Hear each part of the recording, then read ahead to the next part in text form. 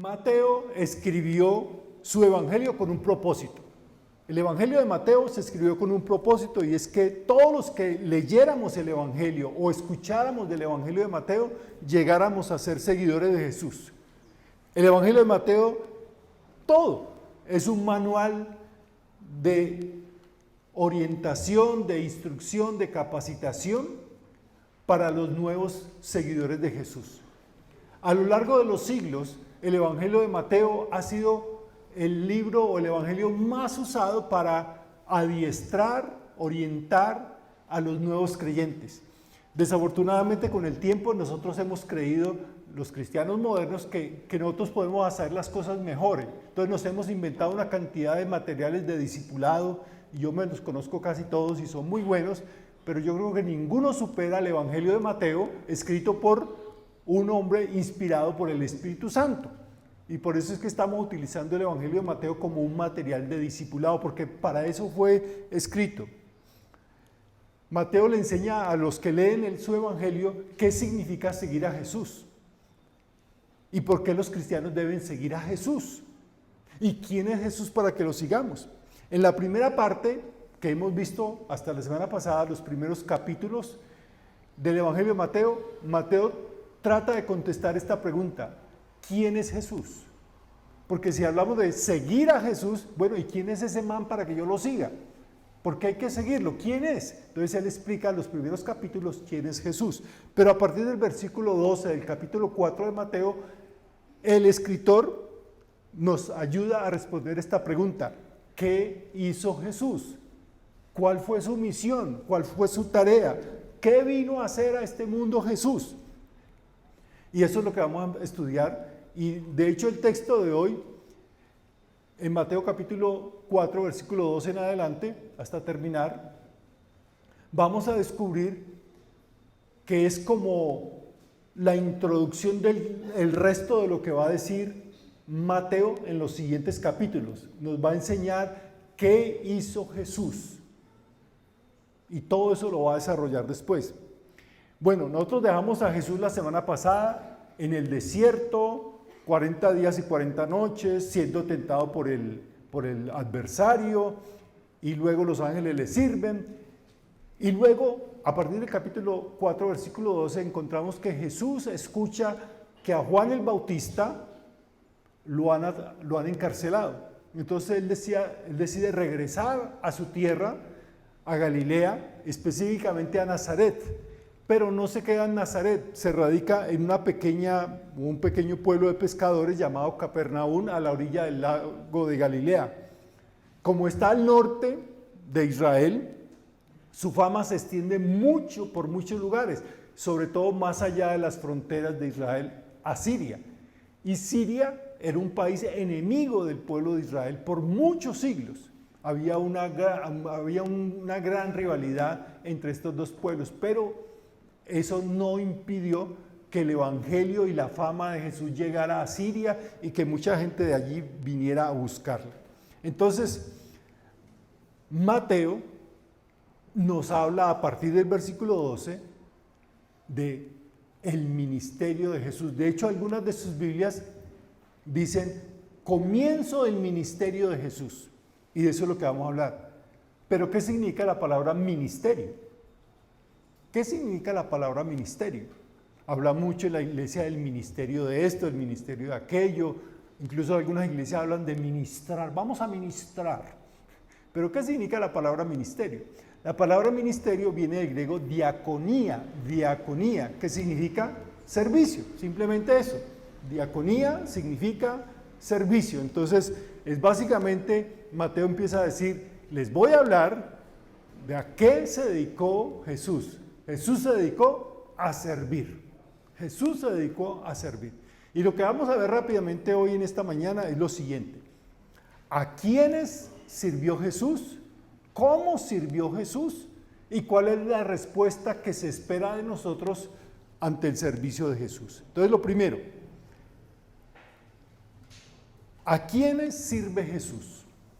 ¿A quiénes sirve Jesús? Miren los versículos 15 y 16 de Mateo capítulo 4.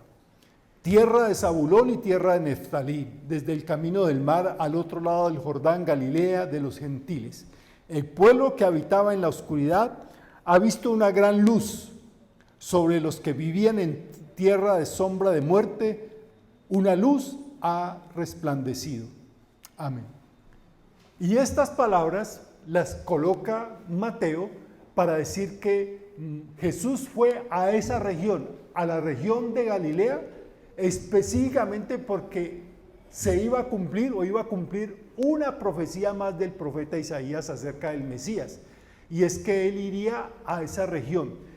La parte de Galilea queda al norte y era obviamente quedaba en una zona fronteriza, era una zona muy comercial, muy transitada, porque por allí pasaba una de las rutas comerciales más importantes de la antigüedad, que unía a Egipto con Asiria, el mayor imperio, Egipto, con el mayor imperio de Asia, que era Asiria y Babilonia. Entonces ese era un camino muy importante.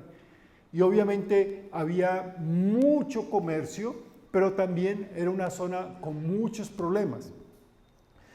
Y era la gente que más sentía el peso de la guerra, porque cuando venían las naciones, las potencias del norte a invadir al sur, lo primero que se encontraban eran con ellos. Y siempre las guerras pasaban por ese lugar y sufrían las consecuencias. Entonces Jesús aquí afirma que, esto es el primer lugar para que entendamos a quiénes sirve Jesús. En primer lugar, Jesús sirve a quienes están al margen. Jesús sirve a quienes están al margen geográficamente porque estaban en una zona muy distante de la capital Jerusalén. Estaba sirviendo a las personas que estaban al margen económicamente porque no era un lugar de mucha riqueza. Estaban al margen políticamente porque no era un lugar donde hubiese mucha influencia de la capital. Al margen socialmente y al margen espiritualmente, tanto que cuando en el Evangelio de Juan a Natanael le dicen que el Mesías, han encontrado al Mesías y es Jesús de Nazaret, la respuesta de Natanael es: ¿y de Nazaret puede salir algo bueno? Porque espiritualmente no se reconocía que había salido grandes profetas o grandes maestros espirituales de esa zona. Era más bien gente de muy mala reputación. Pero a ese tipo de gente es que Jesús vino a servir. Jesús vino a servir a quienes viven sumidos en la oscuridad, como dice el texto. El pueblo que andaba en tinieblas vio una gran luz. Jesús vino a servir a los que viven sus vidas sin esperanza, sin ninguna seguridad de lo que va a pasar con sus vidas, con su familia, con sus trabajos, con sus posesiones mañana, que no tenían un futuro asegurado. Jesús sirve a quienes consideran que sus vidas no importan a nadie, que viven sin esperanza del mañana, porque sienten que todos los días las cosas no mejoran, sino que empeoran. ¿Nos podemos sentir identificados con eso? A veces sentimos eso, ¿verdad?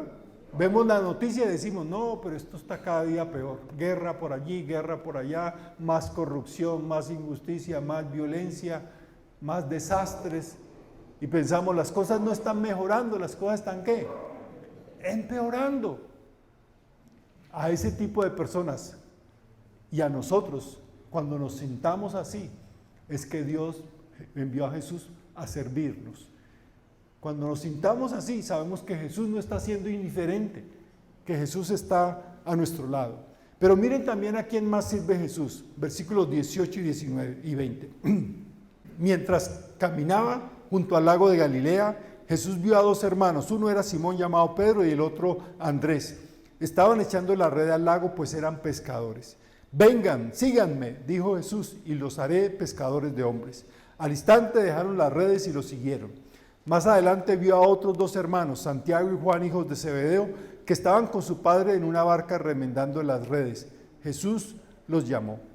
Aquí puede ver usted claramente que Jesús sirve a los que están al margen, pero también Jesús sirve a los más inesperados, a los más inesperados, a los que supuestamente están menos calificados para ser discípulos de Jesús. Mire, en esa época los rabinos eran buscados por sus discípulos. O sea, decían, yo quiero ser discípulo de tal rabino. Y se iba y le pedía ser acogido como un discípulo de ese gran maestro rabino. Pero aquí Jesús hace algo diferente. Jesús no deja que los discípulos lo escojan a él, sino que Jesús, ¿qué? Va y escoge a sus discípulos. Y uno podría pensar, él hubiera escogido a gente más calificada, más preparada, más espiritual, más consagrada, con mejores títulos y mejores pergaminos, con mejor apellido, de mejor estrato social. Pero Jesús va y escoge a los menos calificados, que no tenían ni siquiera mucho futuro, que su futuro básicamente era seguir haciendo lo que sus padres y abuelos habían hecho por generaciones, ser pescadores, personas sin mucho futuro, a la luz de los ojos de los seres humanos. Pero a la luz de los ojos de Jesús, esos simples pescadores, simples obreros, simples trabajadores, eran los que Jesús necesitaba para empezar un movimiento que iba a cambiar todo el mundo, todo el mundo. Entonces, si usted a veces se siente que, no, pero es que yo no sirvo para nada, es que yo no tuve mucho estudio, es que yo difícilmente le hablo a la gente, no, Jesús vino a servir a los más inesperados y puede usar a los menos calificados. Porque el más calificado en este mundo puede ser el más descalificado para el reino de los cielos. En tercer lugar, si usted mira el versículo 24 en adelante, dice que su fama se extendió por toda Siria y le llevaban todos los que padecían de diversas enfermedades, los que sufrían de dolores graves, los endemoniados, los epilépticos y los paralíticos, y él los sanaba. Entonces, en tercer lugar, Jesús sirve a los más necesitados. Jesús sirve a los más necesitados. Y en este caso servía a los enfermos de todo tipo de padecimientos, físicos, mentales, emocionales y espirituales. Personas sin medicina prepagada, personas sin EPS y que ni siquiera tenían Sisbén. Es decir, personas que no tenían la facilidad de acceder a un servicio médico. Y Jesús los sanaba. Encontraban en Jesús sanidad. Y tan grande y abnegado fue el servicio de Jesús a estas personas, que atrajo multitudes de muchos lugares, aún más allá de las fronteras de Israel, de Siria. Bien, entonces, ¿a quiénes sirvió Jesús? Sirvió a los que estaban al margen, a los más inesperados y a los más necesitados. En segundo lugar, ¿cómo sirvió Jesús? ¿Cómo sirve Jesús? ¿Cómo fue su servicio? ¿A qué se dedicó Jesús con estas personas? ¿Qué era lo que hacía Jesús? Jesús, colóquelo allí, Jesús predicaba el reino de los cielos. ¿Qué hizo Jesús con toda esa mano de necesitados? Les dijo, hagan fila que yo les voy a arreglar la vida, les voy a dar comida, les voy a dar trabajo, les voy a dar chamba, bueno, lo que sea. Jesús, lo primero que hace es que les predica el reino de los cielos. Miren lo que dice el versículo 17. Desde entonces comenzó Jesús a predicar, arrepiéntanse, porque el reino de los cielos está cerca. Está cerca. Jesús llama a las personas a arrepentirse. Pero otra vez esa palabra es muy religiosa para nosotros hoy en día. Es una palabra que nos suena a confesar pecados, nos suena a darnos golpes de pecho, nos suena a decir, ay sí, la embarré, no lo vuelvo a hacer. Pero no tenía ese carácter en Jesús, en Juan el Bautista, ni en los profetas del Antiguo Testamento. Porque Jesús, como los profetas del Antiguo Testamento, llamaba a las personas a arrepentirse, pero no les decía arrepiéntanse, les decía otra frase, que era ¿cuál? Vuélvanse a Dios. Entonces, por favor, no olviden esto, porque creo que ya se lo olvidó, yo hablé de eso hace unos días. Arrepentirse es otra forma de decir, hay que volvernos a Dios. Vuélvanse a Dios. Es tiempo de volver a Dios. Porque no hay otra forma de que las cosas cambien en nuestra vida. No hay otra forma en que las cosas cambien en nuestra familia. No hay otra cosa que pueda cambiar lo que está viviendo nuestra sociedad, sino volviéndose a Dios y aceptando su reino, es decir, aceptando su autoridad, su voluntad para nuestras vidas. Cuando hablamos del reino de los cielos, no es, ay Señor, si yo quiero ir al reino tuyo, allá en el cielo, porque Jesús no está pensando en un lugar, sino en una actitud, la actitud de decir, Señor, yo dependo de ti, yo dependo de tu voluntad, dependo de tu guía, dependo de tu autoridad, me someto a ti. Y ese es el reino de los cielos. El reino de los cielos no es ese lugar, sino la capacidad de vivir dependiendo del Señor. Así empezamos a vivir, no para nosotros, sino para el Señor. ¿Qué más hizo Jesús con estas personas a las cuales vino a servir? Les predicó, les anunció el reino de los cielos, pero también en segundo lugar, Jesús los llamó a seguirlo. Jesús llamó a seguirle. Llamó a personas que lo siguieran como sus discípulos. Versículo 19 dice, vengan, síganme, dijo Jesús, y los haré pescadores de hombres. Un discípulo de Jesús es alguien a quien Él ha llamado a seguirlo. ¿Qué es un discípulo? Un discípulo de Jesús no es el que viene a la iglesia a las reuniones. Los discípulos de Jesús vienen a las reuniones, a la celebración, pero no todo el que viene a la reunión es un discípulo. Un discípulo es aquel que ha decidido seguir a Jesús, porque eso es lo que hace un discípulo. Y cuya tarea, como lo describe allí Jesús, dice, vengan, síganme y les haré ¿qué? Pescadores de hombres. En otras palabras, lo va a decir Mateo más adelante, en estas palabras. Yo voy a hacer que ustedes sean mis discípulos y como seguidores míos, discípulos míos, ustedes van a ser más discípulos. Porque un discípulo de Jesús hace ¿qué? Discípulos. Ahora le pregunto, ¿qué tan discípulo es usted entonces? Pues yo voy a la iglesia. Pues yo oro. Pues yo leo la Biblia. Pues yo ofrendo. Pues yo hago esto. ¿Pero usted hace discípulos? Un discípulo hace discípulos. Y esa es la tarea. Eso es lo que hizo Jesús. Él vino a hacer discípulos. Pero les dijo, ustedes también van a ser discípulos. Tenemos el privilegio de ser llamados por Jesús para seguirle, pero también ese privilegio no olvidemos que tiene una tremenda responsabilidad. Y es que nosotros seguimos haciendo lo que Jesús inició. Él inició llamando discípulos y quiere que nosotros sigamos, que continuemos por siempre haciendo discípulos. Porque la iglesia es una fábrica de ser discípulos.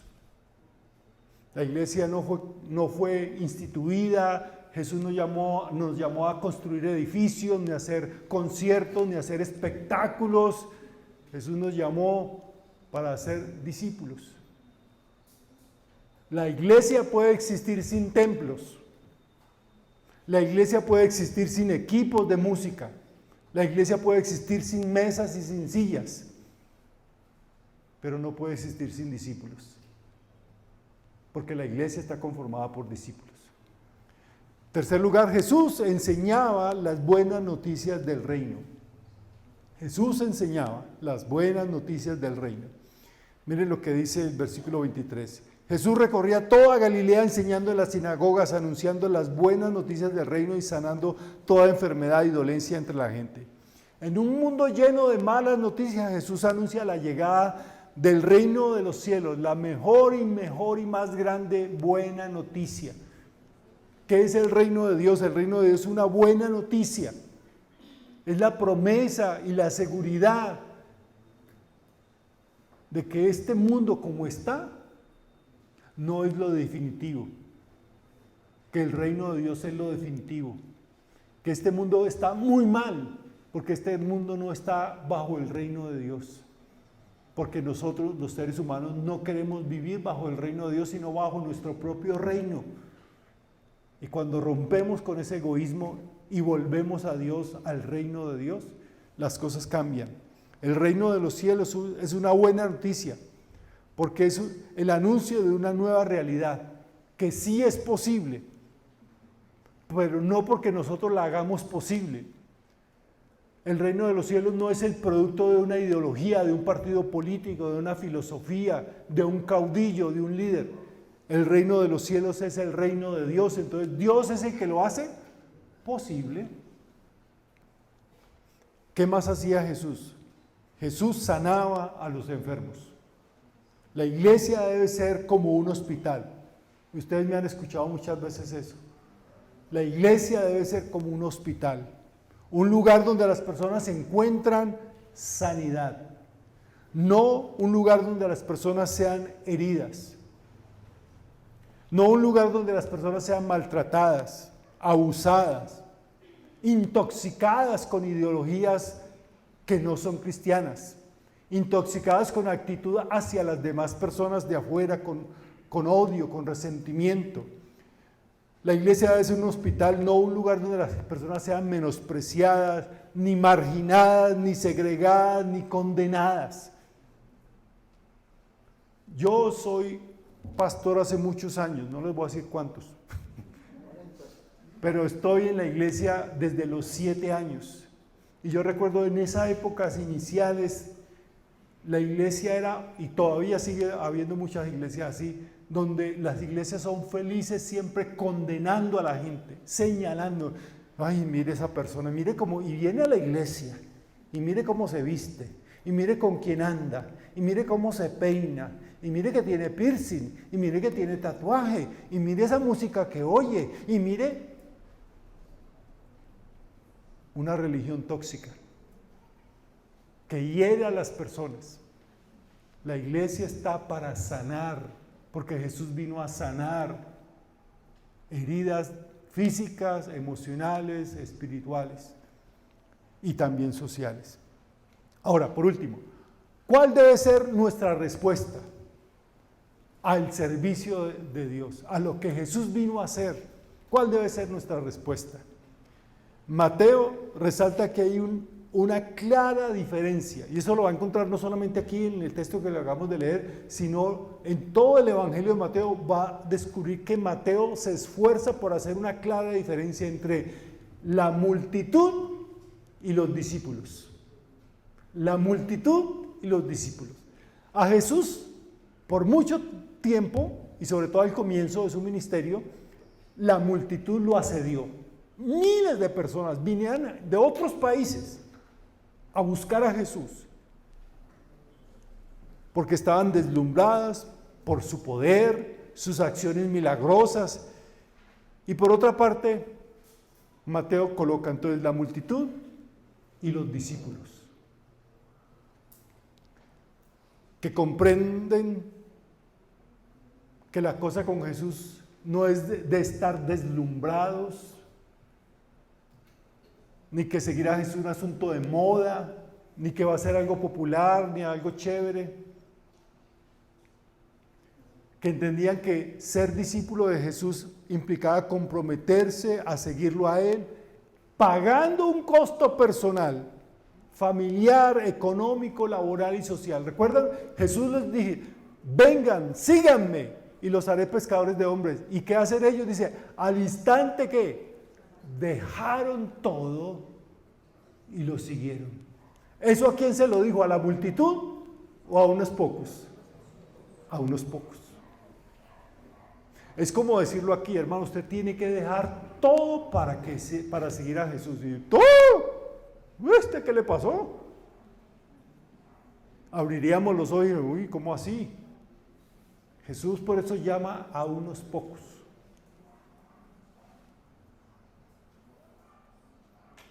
La multitud sigue a Jesús, busca a Jesús, se interesa en Jesús, se maravilla con Jesús, pero no se compromete con Jesús. Por eso quiero que recuerden esto: el llamado del Evangelio de Mateo es a salir de la multitud y llegar a ser discípulos de Jesús. Escríbalo allí, porque necesita recordarle esto. Esta es una de las enseñanzas fundamentales que usted va a encontrar en todo el Evangelio de Mateo. El llamado del Evangelio es salir de la multitud y llegar a ser discípulos de Jesús. Aquí hay una multitud, tal vez no muy grande, pero aquí hay una multitud.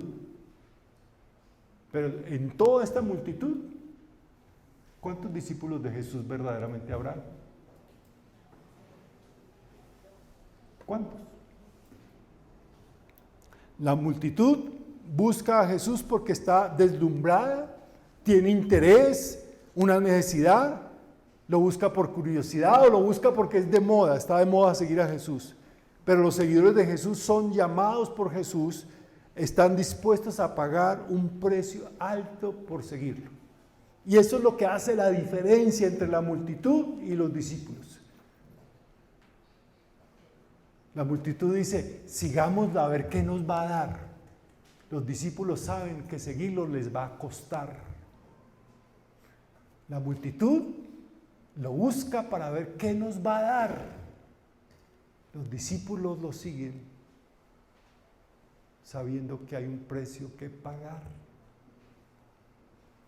La multitud hoy aplaude y aclama a Jesús.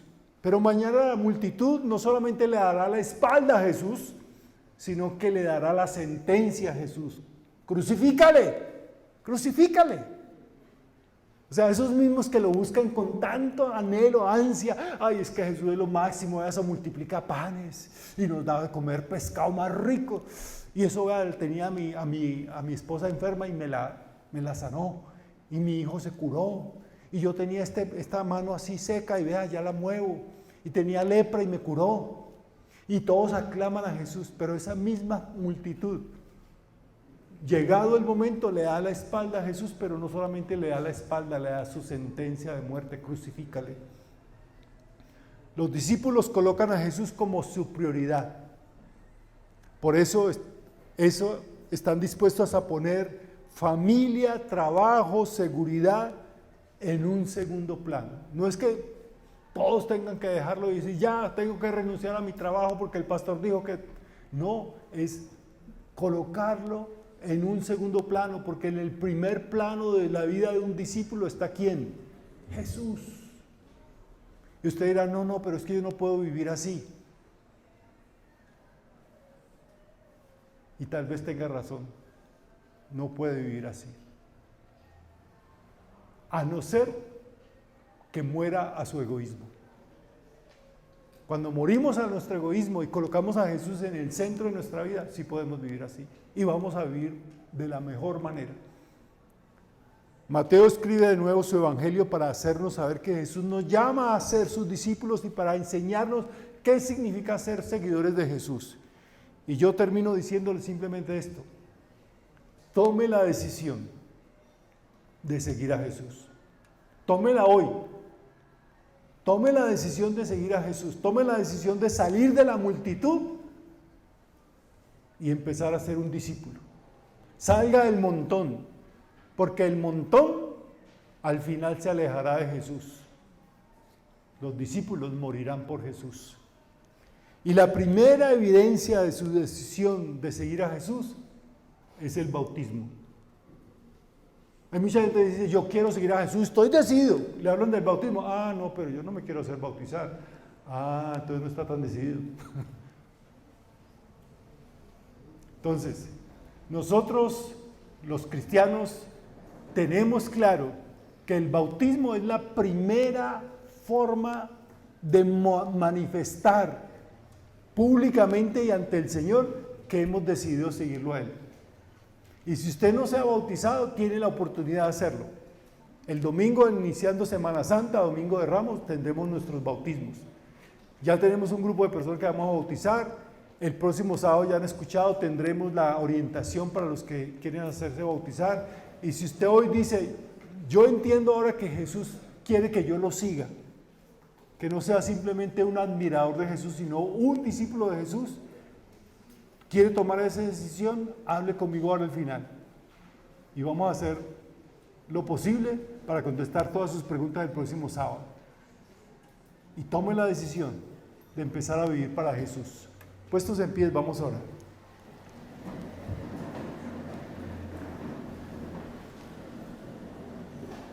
Señor Jesús, estamos muy agradecidos porque tú has venido a nuestras vidas, a nuestro mundo, a nuestra realidad, nuestra dura, triste realidad, donde parece que la esperanza se acabara cada día más, donde parece que no hay futuro porque todo es peor y no mejor. Y tú has venido a mostrarnos que sí hay esperanza, que el reino de los cielos es posible, porque tú eres el que lo hace posible. Y hoy oro, Señor, nos unimos en oración por aquellas personas que quieren tomar el paso de decidir empezar a seguirte a ti. Dios, que su corazón responda sí a tu llamado, porque eres tú quien nos llama. Así como llamaste a tus primeros discípulos, ven, sígueme, hoy sigues llamándonos a seguirte a ti. Oro por esas personas que toman la decisión hoy. Te pedimos, oh Dios, que nos ayudes a pagar el costo de ser verdaderos discípulos tuyos. En el nombre de Cristo Jesús. Amén.